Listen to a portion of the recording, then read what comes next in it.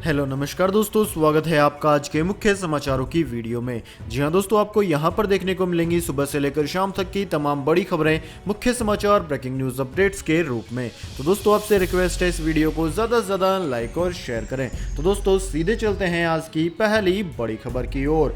2 हफ्ते और बढ़ सकता है बंद, प्रधानमंत्री नरेंद्र मोदी और अमित शाह के बीच हुई चर्चा। जी हां दोस्तों, प्रवासी मजदूरों की आवाजाही के साथ देश के कई राज्यों में लगातार बढ़ रहे इस महामारी के संक्रमण के मामलों को देखते हुए बंद का बढ़ना लगभग तय माना जा रहा है।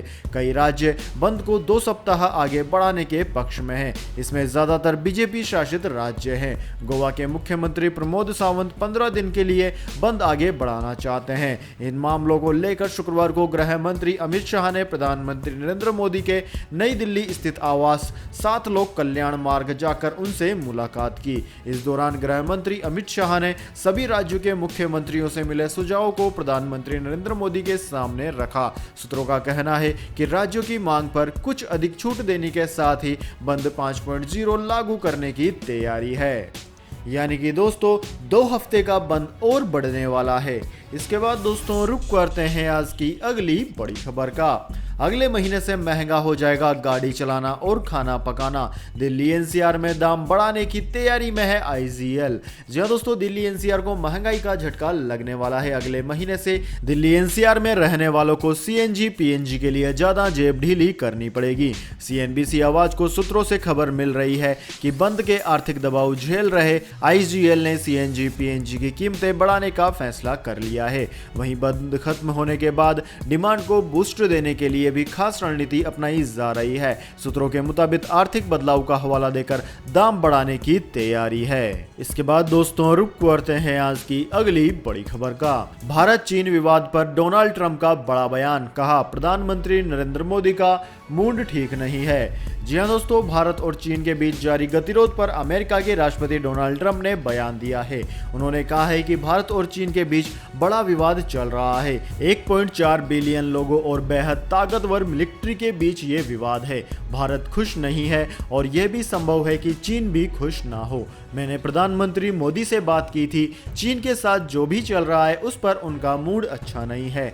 भारत और चीन के बीच मध्यस्थता के सवाल पर ट्रंप ने कहा कि अगर उन्हें लगता है कि मेरे मध्यस्थता करने से उन्हें मदद मिलेगी तो मैं ऐसा करना चाहूंगा। वहीं दोस्तों चीनी मीडिया का भी इस मुद्दे पर बयान सामने आया है। चीन के सरकारी मीडिया ने बृहस्पतिवार को कहा कि चीन और भारत को वर्तमान में सीमा पर जारी गतिरोध को हल करने के लिए अमेरिका की सहायता की जरूरत नहीं है। चीनी विदेश मंत्रालय की ओर से कोई आधिकारिक प्रतिक्रिया अभी तक नहीं आई है, लेकिन सरकारी समाचार पत्र ग्लोबल टाइम्स में छपे एक लेख में कहा गया है कि दोनों देशों को राष्ट्रपति ट्रंप की सहायता की जरूरत नहीं है। इसमें उन्होंने कहा है कि हालिया विवाद को भारत और चीन द्विपक्षीय वार्ता से सुलझाने में सक्षम है। दोनों देशों को अमेरिका से सतर्क रहना चाहिए, जो कि क्षेत्र में शांति और सद्भावना को बिगाड़ने के अवसर की तलाश में रहता है। इसके बाद दोस्तों रुक करते हैं आज की अगली बड़ी खबर का। ममता बनर्जी सरकार का बड़ा फैसला, बंगाल में दी सभी धार्मिक स्थानों को खोलने की इजाजत। जी हां दोस्तों, पश्चिम बंगाल की मुख्यमंत्री ममता बनर्जी ने शुक्रवार को सभी धार्मिक स्थलों को खोलने की मंजूरी दे दी है। मुख्यमंत्री का आदेश 1 जून से प्रभावी हो जाएगा। राज्य में सभी पूजा स्थल, मंदिर, मस्जिद और गुरुद्वार को खोलने की मंजूरी दे दी गई है। हालांकि धार्मिक स्थलों पर किसी भी तरह की सभा का आयोजन निषेध रहेगा। इसके लिए सरकार ने कुछ नियम भी तय किए हैं। सभी धार्मिक स्थलों को पहले सैनिटाइज किया जाएगा और एक बार में 10 से अधिक लोग इकट्ठे नहीं होंगे। इसके साथ ही ममता बनर्जी ने पश्चिम बंगाल में 8 जून से सभी कर्मचारियों के काम पर लौटने का भी ऐलान किया है। उन्होंने कहा है कि 8 जून से 100% क्षमता के साथ सभी सरकारी और निजी दफ्तर खुल जाएंगे। चाय व जूट उद्योग भी 1 जून से 100% कामगारों के साथ खुल जाएंगे। हालांकि स्कूल अभी जून महीने तक बंद रहेंगे। इसके बाद दोस्तों रुक करते हैं आज की अगली बड़ी खबर का।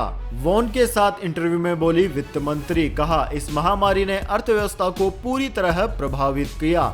जी हां दोस्तों, फैल रही महामारी ने देश की आर्थिक रफ्तार को धीमा कर दिया है। ऐसे में सरकार की क्या रणनीति है और वो किस तरह से आर्थिक विकास की गति को बढ़ाने पर काम कर रही है, इस संबंध में वियोन के साथ एक्सक्लूसिव इंटरव्यू में वित्त मंत्री निर्मला सीतारमण ने खुलकर बातचीत की। वित्त मंत्री ने कहा कि इस महामारी के संकट से पहले देश की अर्थव्यवस्था अच्छे संकेत दे रही थी। हालांकि ये बात अलग है कि जनवरी मार्च तिमाही में भारत की अर्थव्यवस्था 8 वर्षों में सबसे धीमी गति से बढ़ी। राष्ट्रीय सांख्यिकी कार्यालय द्वारा शुक्रवार को जारी आंकड़ों के अनुसार पिछली तिमाही में एशिया की तीसरी सबसे बड़ी अर्थव्यवस्था 3.1% की तेजी के साथ बढ़ी थी। इसके बाद दोस्तों जान लेते हैं भारत में और पूरी दुनिया में इस महामारी के कितने मामले सामने आ चुके हैं। तो दोस्तों बात की जाए पूरी दुनिया की, तो दोस्तों जैसा कि आप यहाँ पर देख पा रहे होंगे, पूरी दुनिया में इस वक्त तक 58,03,416 मरीज सामने आ चुके हैं। वहीं कुल मरने वालों की संख्या 3,59,791 के पार पहुंच गई है।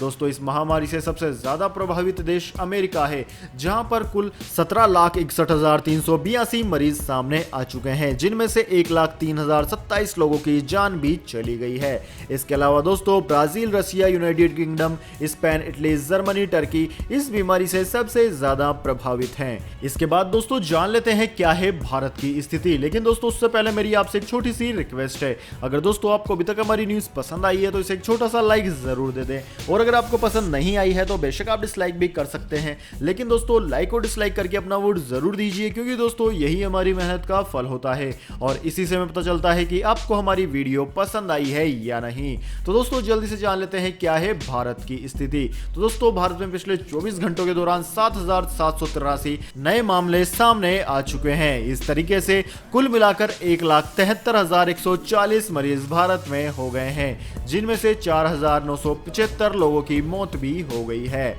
दोस्तों भारत की बात की जाए तो भारत में सबसे ज्यादा प्रभावित राज्य महाराष्ट्र है, जहां पर 62,228 मरीज हैं। इसके अलावा दोस्तों तमिलनाडु में 20,000, दिल्ली में 17,000 और गुजरात में 15,000 से अधिक मरीज हैं। इनके अलावा दोस्तों राजस्थान, मध्य प्रदेश, उत्तर प्रदेश, वेस्ट बंगाल, आंध्र प्रदेश, बिहार आदि इस बीमारी से सर्वाधिक प्रभावित हैं। इसके बाद दोस्तों रुक करते हैं आज की अगली बड़ी खबर का। बैंक ऑफ इंडिया समेत इन 2 सरकारी बैंकों को बड़ा झटका, आरबीआई ने लगाया 6 करोड़ रुपए से ज्यादा का जुर्माना।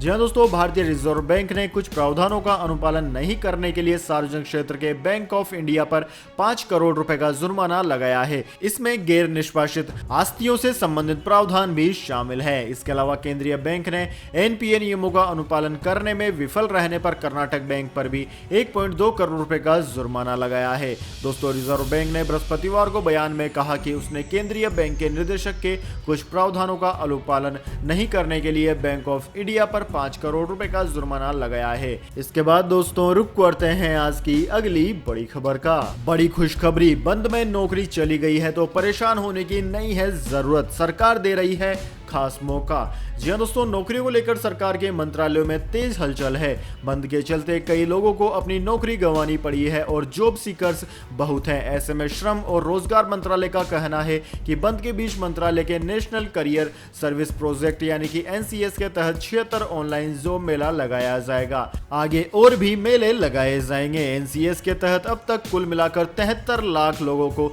जॉब दिया गया है। वहीं ऐसे बहुत से लोग हैं जिनके टैलेंट को निखार कर एक सही दिशा देकर उन्हें और भी अच्छे जॉब के लायक बनाया जा सकता है। इसलिए मंत्रालय का कहना है कि हम टीसीएस कंपनी के साथ मिलकर ऑनलाइन करियर स्केलिंग ट्रेनिंग की शुरुआत कर रहे हैं। दोस्तों अगर आप इसके बारे में और अधिक जानकारी जानना चाहते हैं तो आप www.ncs.gov.in वेबसाइट पर जाकर और अधिक जानकारी ले सकते हैं। इसके बाद दोस्तों रुक करते हैं आज की अगली बड़ी खबर का। अब सोशल मीडिया की लगाम अपने हाथों में रखेंगे राष्ट्रपति डोनाल्ड ट्रंप, कार्यकारी आदेश पर किए हस्ताक्षर।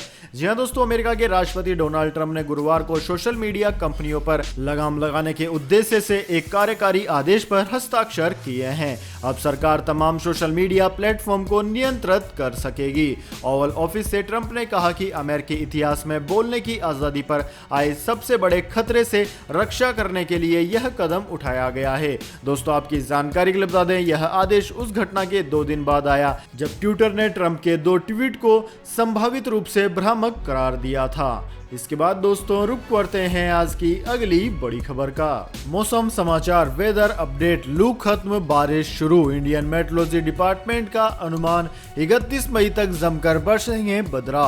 जी हाँ दोस्तों, पिछले कुछ दिनों से चल रहे लू के थपेड़ों से अब राहत मिल गई है। बुधवार की रात से ही मौसम में काफी सुहानापन देखा गया है। 2 दिन पहले तक जहां लोग गर्मी से परेशान थे, वहीं अब सभी लोग मौसम का मजा ले रहे हैं। दोस्तों आज अच्छी हवा के साथ कई इलाकों में बारिश भी हुई। बारिश के बाद आज सुबह भी मौसम में ठंडक रही है। दोस्तों इंडियन मेट्रोलॉजी डिपार्टमेंट ने नॉर्थ और मध्य भारत में 29 से 31 मई के बीच बारिश की संभावना जताई है। वहीं ईस्ट और नॉर्थ ईस्ट में भी इस महीने ही भारी बारिश होने का अनुमान लगाया गया है। इसके अलावा साउथ और ईस्ट कोस्ट में भी 31 मई तक बारिश होने के आसार हैं। इसके बाद में 1 या फिर 2 जून को मानसून केरल में दस्तक दे देगा। दोस्तों आपकी जानकारी के लिए बता दें, देश की राष्ट्रीय राजधानी दिल्ली समेत पंजाब, हरियाणा और चंडीगढ़ में तेज हवाओं के साथ अच्छी बारिश के आसार हैं। IMD की रिपोर्ट के मुताबिक हरियाणा और गुड़गांव में गुरुवार को शनिवार को बादल छाए रहेंगे, साथ ही बारिश होने की भी संभावना है। बारिश की वजह से कई इलाकों में तापमान में गिरावट आई है, जिससे सभी को तपती गर्मी से राहत मिली है। इसके अलावा यूपी और राजस्थान में 30 मई तक बारिश के आसार बन रहे हैं। तो दोस्तों यह थे आज के मुख्य समाचार। इसके बाद दोस्तों बारी आती है आज के माइंड क्विज क्वेश्चन की। जी हाँ दोस्तों, एक आसान से सवाल का जवाब देकर आप जीत सकते हैं एक अमेजिंग सरप्राइज गिफ्ट हमारे यूट्यूब चैनल की ओर से। तो दोस्तों आज का सवाल आपकी स्क्रीन पर आ चुका है। शिवसेना के संस्थापक का नाम क्या है? जी हाँ दोस्तों, अगर आप जानते हैं शिवसेना के संस्थापक का नाम तो जल्दी से कमेंट बॉक्स में लिख दीजिए। अगर दोस्तों आपका जवाब होता है एकदम सही और आप चुन ले जाते हैं लकी विजेता के रूप में, तो आपको मिलेगा एक अमेजिंग सरप्राइज गिफ्ट हमारे YouTube चैनल की ओर से। तो दोस्तों जल्दी से अपना उत्तर कमेंट बॉक्स में लिख दीजिए, वीडियो को लाइक कर लीजिए और चैनल को सब्सक्राइब करके बेल आइकन जरूर से दबा लीजिएगा। धन्यवाद। वंदे मातरम। जय हिंद, जय भारत।